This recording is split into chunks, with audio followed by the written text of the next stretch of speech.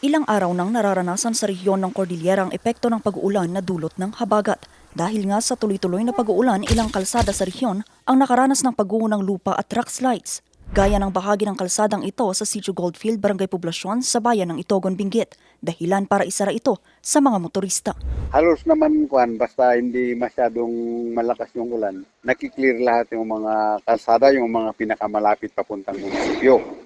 Ang problema lang talaga yung doon sa Goldfield kasi pag umulan ng isang oras, talagang maikukulos na yung daan. So talagang binabantayan. May iba pang mga lugar na mahigpit na binabantayan dahil sa posibilidad ng landslide. Yun ang isang ini-inspect ni ngayon, yung dito sa Maybira kasi alam naman natin na yung mga landslide na nanggaling sa bundok, dire-diretso sa ilog.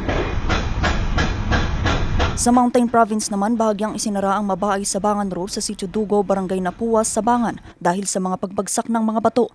Pinayuhan ng mga motorista na gumamit ng alternatibong ruta habang isinasagawa ang paglilinis sa apektadong bahagi ng daan. Yung dati pa rin po na situation niya nung nagkaroon ng ano diyan, ang tawag doon, yung unstable slope kasi yung condition niya.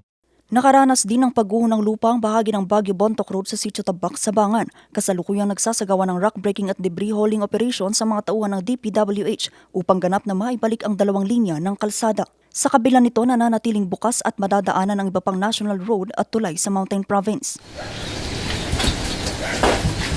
Nagsagawa rin ng clearing operasyon ang mga residente at mga otoridad sa Congressman Andres Acop Cusalan National Road sa Kaling Aduay, Kabayan, Benguet dahil sa rock slide.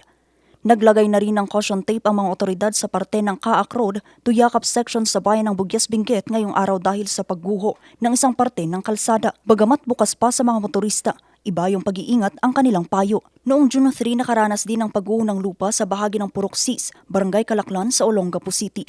Agad namang nagsagawa ng clearing operation ng Barangay Calaklan Rescue Team para matiyak ang kaligtasan ng mga residente at mga dumaraang motorista. Patuloy pa rin pinag-iingat ng mga otoridad ang publiko dahil sa posibilidad ng panibagong pagguho ng lupa. Samantala, batay sa mga naunang abiso ng Pag-asa, inaasahan pa rin ang pagpapatuloy ng mga pag-uulan sa ibang bahagi ng Luzon sa mga susunod na araw dahil sa habagat at mga weather disturbances na nakakaapekto sa bansa. Kahapon June 4, opisyal nang inanunsyo ng Pag-asa ang pagsisimula ng panahon ng tag-ulan sa bansa. Vanessa Bugtong para sa Nation on the Move.